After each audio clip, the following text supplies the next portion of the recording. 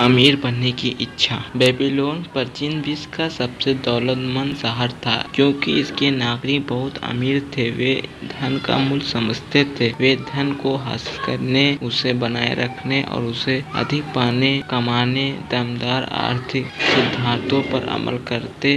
इस सिद्धांतों की बदौलत वे दौलतमंद बन गए और हम भी यही तो चाहते हैं। बहरहाल, अब हमें उगते सूरज की किरण देखी गई।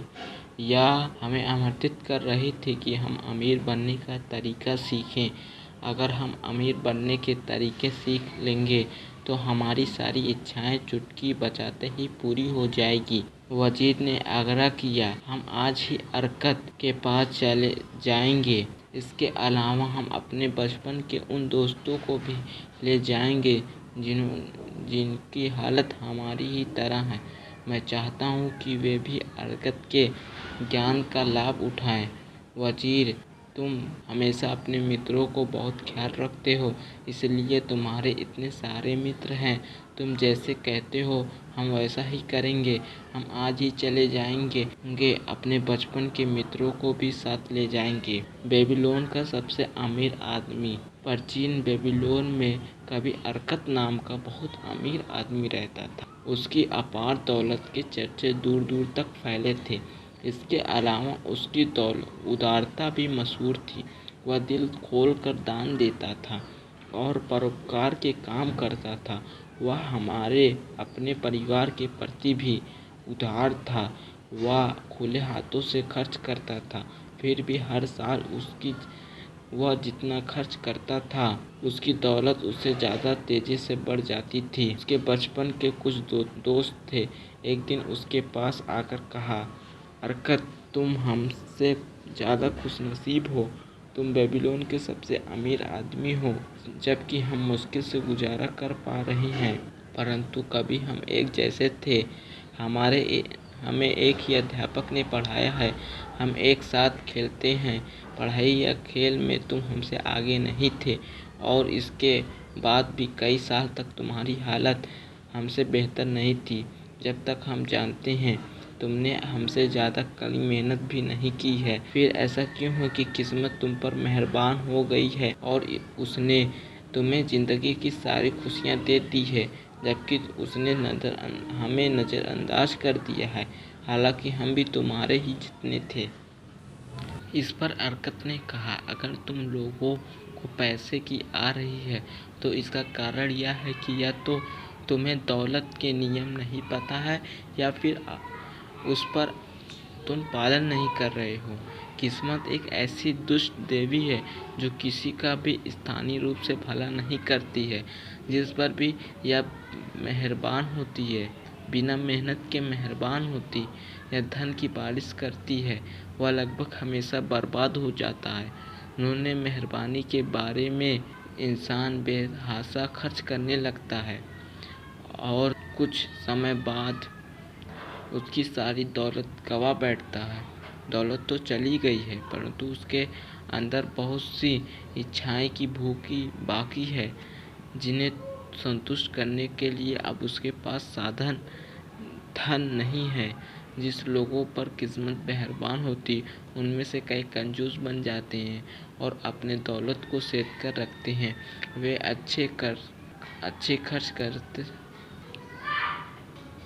वे खर्च करने से डरते हैं, क्योंकि जानते हैं कि अगर उनकी दौलत चली गई तो इसके बाद उन्हें दौलत कमाने की योग्यता नहीं है। इसके अलावा उन्हें चोर और डाकुओं का डर सताता है। जिस तरह उनकी ज़िंदगी खोखली और कष्टकारी हो जाती है। शायद ऐसे लोग भी होंगे जो मेहनत के बिना कमाई दौलत को लेकर उसे बढ़ा लें और सुखी नागरिक के रूप में जीवन जिएं। तुम ऐसे लोग बहुत कम होंगे। मैंने आज तक ऐसे लोग को नहीं देखा। हालांकि मैंने इस बारे में कई अफवाहें जरूर सुनी। तुम लोगों को यकीन नहीं हो रहा हो तो अपनी जान पहचान के उन लोगों के बारे में सोचो जिन्हें विरासत में अचानक दौलत मिली। क्या ऐसा ही नहीं होता? अरकत के मित्र ने स्वीकार किया कि जिन लोगों को विरासत में दौलत मिली उनके बारे में यह सच था, परंतु मित्रों ने अर्कस से कहा कि आप अपने दौलतमंद बनने की कहानी विस्तार से बताएं। इसलिए जवाब में अर्कस बोला, अपनी जवानी में मैंने अपने चारों तरफ सुख और संतुष्टि देखने वाली बहुत सी चीज़ें देखी। इसके बाद मैंने यह भी देखा कि दौलत इन सब की शक्ति को बढ़ा देती है। दौलत में शक्ति होती है। दौलत को तो बहुत सी चीज़ें संभव है। जैसे तुम लोग जानते हो, मेरे पिता एक छोटे व्यापारी थे और हमारी परिवार बड़ा नहीं था, इसलिए मुझे विरासत में कुछ मिलने की जरा भी उम्मीद नहीं थी। जैसे तुम लोगों ने कहा, मुझ में तीव्र बुद्धि या विशेष योग्यता भी नहीं थी, इसलिए मैंने फैसला किया कि अगर मैं अपनी इच्छाओं को पूरा करना चाहता हूँ तो इसके लिए मुझे समय और ज्ञान की ज़रूरत होगी। जहाँ तक समय का सवाल है, यह सबके पास प्रभुत्व में होता है। तुम सबके पास दौलत बनाने के लिए काफ़ी समय था, जिसे तुमने गंवा दिया। तुम लोगों के अनुसार तुम्हारी पास संपत्ति के नाम पर सिर्फ तुम्हारा परिवार है, जो सचमुच में गौरव के लायक है।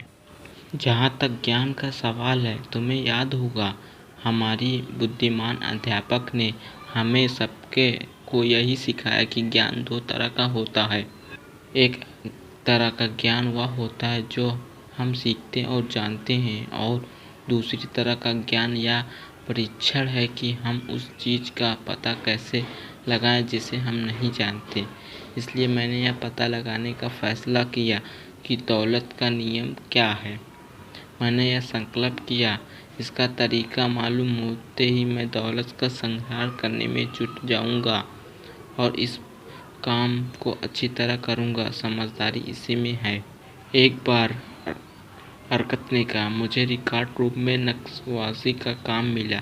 मैं हर दिन कई घंटों तक मृदा पत्र मिट्टी के टैबलेट पर मेहनत से लिखता रहता।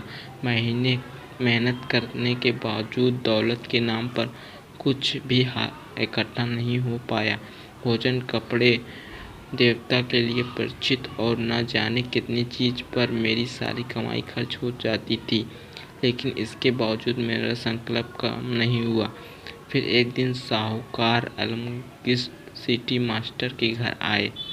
उन्होंने 9वें नियम की नकल मांगी। मुझसे कहा, मुझे यह 2 दिन में चाहिए और अगर यह काम उस दिन तक पूरा ना हो तो मैं तुम्हें तांबे के 2 सिक्के दे दूंगा। मैंने अपनी कड़ी मेहनत की, परंतु यह नियम लंबा था और जब अल्केमिस आए तो काम अधूरा था। वे नाराज होकर बोले, अगर उनका गुलाम होता तो वे मेरी खाल उखाड़ लेते। बहरहाल मैं जानता कि सिटी मास्टर उन्हें मुझ पर हाथ नहीं उठाने देगा, इसलिए मुझे इस बात का डर नहीं था। मैंने उनसे कहा, अल्केमिस, आप बहुत अमीर हैं, मुझे बताएं कि मैं भी अमीर कैसे बन सकता हूँ।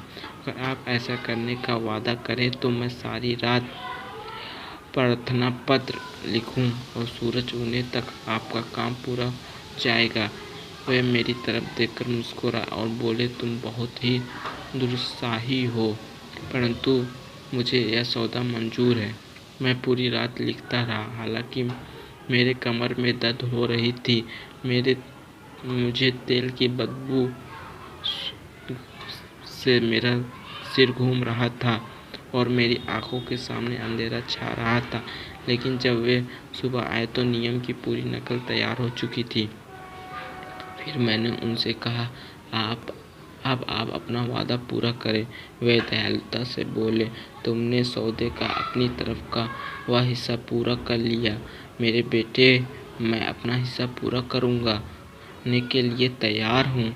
मैं तुम्हें वे सब बताऊँगा जो तुम्हें जानना चाहते हो। मैं बूढ़ा हो रहा हूँ और बूढ़े लोगों को मुँह चलाना अच्छा लगता है। जब युवा बूढ़े के पास सलाह लेने आते हैं तो अनुभव से हासिल ज्ञान मिलता है, परंतु अक्सर युवा यह मान लेते हैं कि बूढ़े लोगों के पास जो ज्ञान है वह गुजरे जमाने का ज्ञान है और वर्तमान में उससे कोई लाभ नहीं होगा। यही वजह है कि वे उस ज्ञान का लाभ नहीं उठा सकते।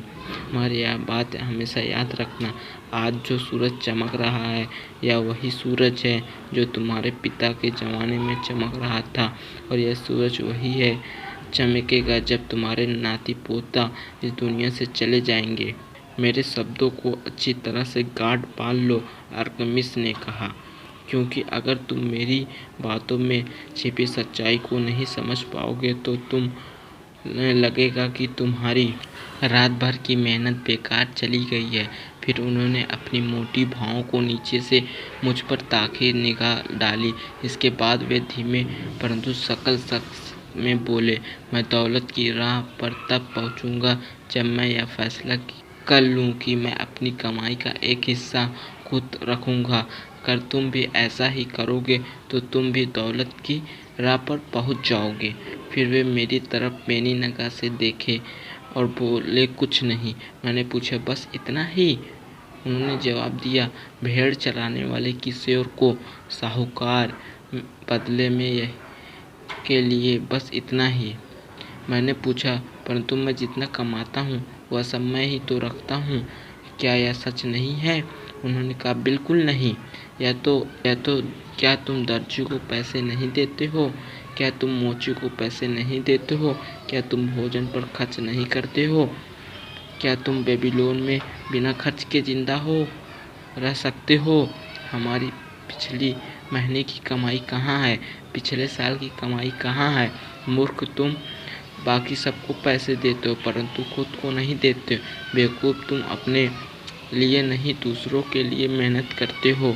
इससे अच्छा है तो या तो तुम गुलाम बन जाओ, मालिक तुम्हें मेहनत के बदले में तुम्हें खाना देगा तथा पहनने को देगा। अगर तुमने कमाई का 10वां हिस्सा अपने पास रखोगे तो तुम्हारे पास 10 साल में जितनी दौलत जमा हो जाएगी। मैंने गाड़ी ठीक ठाक दी, इसलिए मैंने तत्काल जवाब दिया, मेरी 1 साल की आमदनी के बराबर। वे बोले, तुम्हारी बात आधी सच है। देखो, तुम जो भी स्वर्ग बचाते हो वह तुम्हारा गुलाम बन जाता है, तुम्हारे लिए काम करता है। यह पैसा या मुद्रा जितने भी तांबे के सिक्के कमाती है वे सब इसके, और वे भी तुम्हारे लिए काम कर सकते हैं। अगर तुम दौलतमंद बनना चाहते हो तो तुम्हें अपनी बचत का निवेश करना चाहिए ताकि तुम्हें बचत और इसकी संतान धन कमाएं तथा तुम्हें मनचाही दौलत प्रदान करें।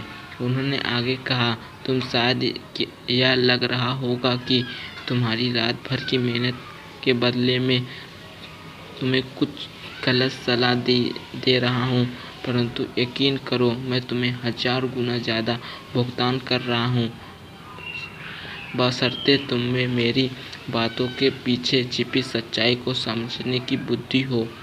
अपनी कमाई का एक हिस्सा तुम रखो, चाहे तुम्हारी कमाई कितनी ही कम क्यों ना हो।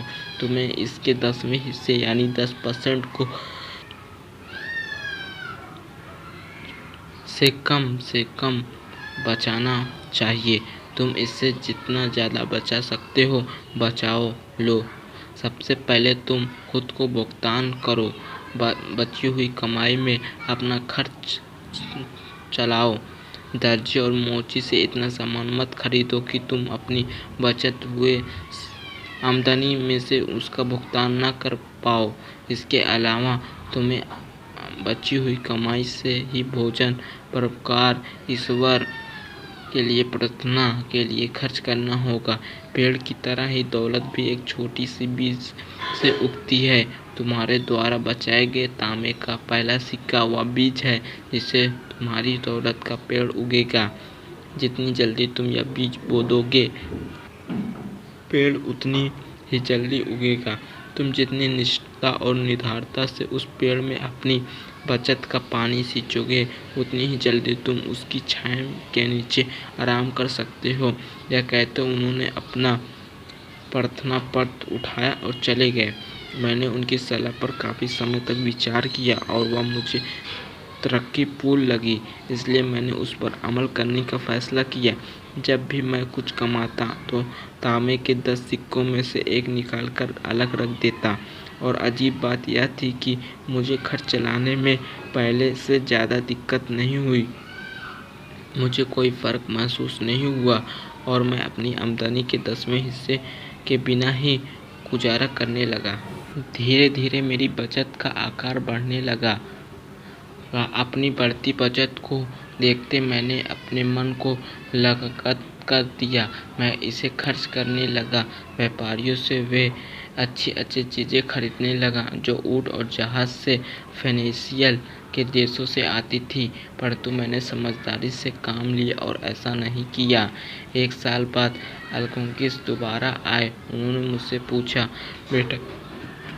बेटा तुमने पिछले साल जितना कमाया क्या तुमने उसका क्या किया? मैंने गर्व से जवाब दिया, हाँ मैंने ऐसा किया। उन्होंने मुस्कुराकर कहा, यह तो बहुत अच्छी बात है और तुम्हें उस पैसे को किस काम में लगाया? मैंने इसे अर्कत ने कहा, मैंने इसे ईंटें बनाने वाले अजमल को दे दिया। इससे मुझे कहा था कि वह दूर देशों की यात्रा करने जा रहा है और वह टायर से मेरे लिए दुर्लभ रत्न खरीद लाएगा। उसके लौटने के बाद हम उन रत्नों को ज़्यादा कीमत पर बेचकर मुनाफा कमाएंगे और मुनाफे को आपस में बांट लेंगे। वे गुर्राकर बोले, हर मूर्ख अपनी ही गलती से सीखता है, परंतु तुमने रतन के बारे में ईंट बनाने वाले पर भरोसा क्यों किया?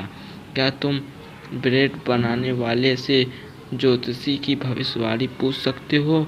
नहीं ना। अगर तुम में जरा भी बुद्धि है तो तुम उसके लिए ज्योतिषी के पास जाओगे। तुम्हारी पूरी बचत अब चली गई। बेटे, तुमने अपनी दौलत के पेड़ को जड़ से उखाड़ दिया, परंतु तुम इसे दोबारा बो सकते हो। दोबारा कोशिश करो और अगली बार अगर तुम्हें रतन के बारे में सलाह लेने की ज़रूरत हो तो तुम जौहरी के पास जाना। अगर तुम्हें भेड़ों के बारे में सच्चाई जाननी हो तो तुम गड़ेड़िया के पास जाना। सलाह एक ऐसी चीज़ है जिसे लोग मुफ्त में बांटते हैं, परंतु इस बारे में सतर्क रहने की ज़रूरत है। वही सलाह मानो जो मानने योग्य है। जो व्यक्ति अपनी बचत के बारे में अनुहीन व्यक्तियों से सलाह लेता है वह गलत सलाह के कारण अपनी बचत गंवा देता है। इतना कहकर वे चले गए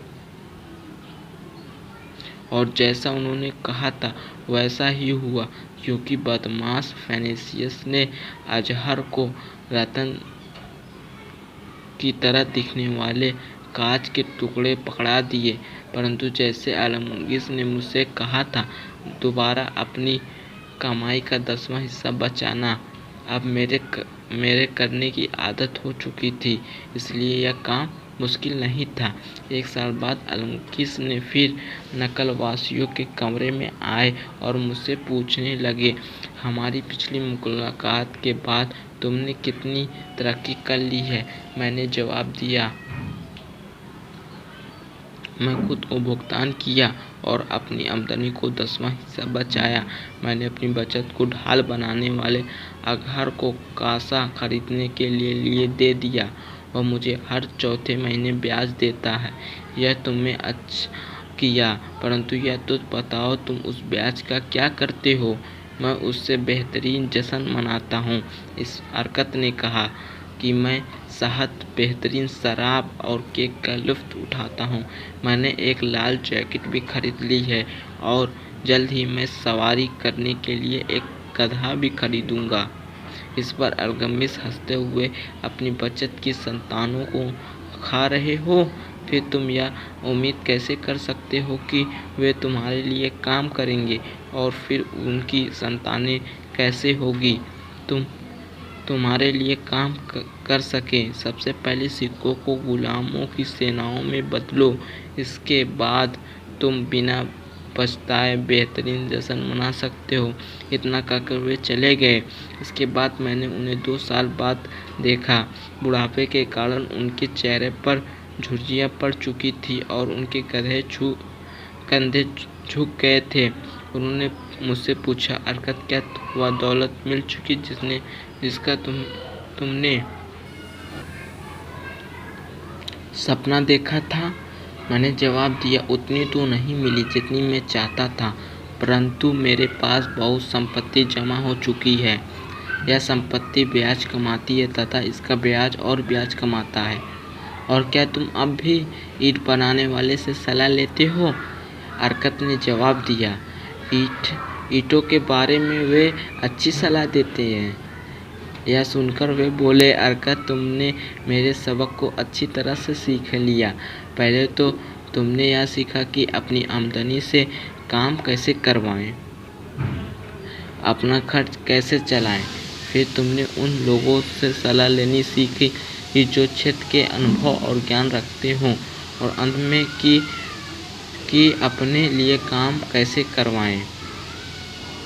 तुमने यह सीख लिया कि धन को हासिल कैसे किया जाता है, इसके बाद अपने पास कैसे रखते हैं और इसका उपयोग कैसे किया जाता है। इसलिए तुम जिम्मेदारी का पद संभालने के योग्य बन चुके हो। मैं अब बूढ़ा हो रहा हूँ। मेरे पुत्र हमेशा खर्च करने की योजना बनाते रहते हैं और कमाने के बारे में ज़रा भी सोचते नहीं। मेरी जायदाद बहुत फैली हुई है और मैं उन्हें नहीं संभाल सकता, इसलिए अब मैं बूढ़ा हो चुका हूँ। अगर तुम निप जाकर मेरी जायदाद संभाल लो तो मैं तुम्हें अपना पार्टनर बना लूँगा। इस तरह मैंने निप जाकर उनकी जायदाद संभाल ली। काफ़ी बड़ी थी, चूँकि मुझमें प्रबल कक्षा थी और मैंने दौलत संभालने के 3 नियम में निपुणता हासिल कर ली थी। इसलिए मैंने उनकी जायदाद के लाभ को बहुत बढ़ा लिया। परिणाम यह हुआ कि मेरे पास काफ़ी पैसे आ गए। जब अल्केमिस्ट इस दुनिया से चले गए तो मुझे उनकी विरासत के मुताबिक उनकी जायदाद का कुछ हिस्सा भी मिला गया। अरकत ने जब अपनी कहानी ख़त्म की तो एक मित्र ने कहा, तुम सचमुच खुशकिस्मत थे कि अल्केमिस्ट ने तुम्हें अपना वारिस बना लिया। मैं सिर्फ इस मामले में खुशकिस्मत था कि उससे मिलने से पहले मैं दौलत बनाने की इच्छा रखता था। क्या मैंने 4 साल तक अपनी आमदनी का 10वां हिस्सा नहीं बचाया? यह साबित तो नहीं किया था कि मुझमें आने वाले लक्षण अच्छे हैं? क्या आप उस सफल मछुआरे को खुशकिस्मत कहेंगे जिसने बरसों तक मछलियों की आदतों का अध्ययन किया ताकि वह हर बदलती हवा के साथ उन पर अपना जाल फेंक सके?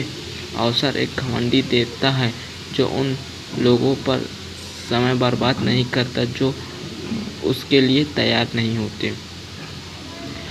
आगे क्या हुआ, आगे की वीडियो हम सेकंड पार्ट में देखेंगे। जय हिंद, जय भारत।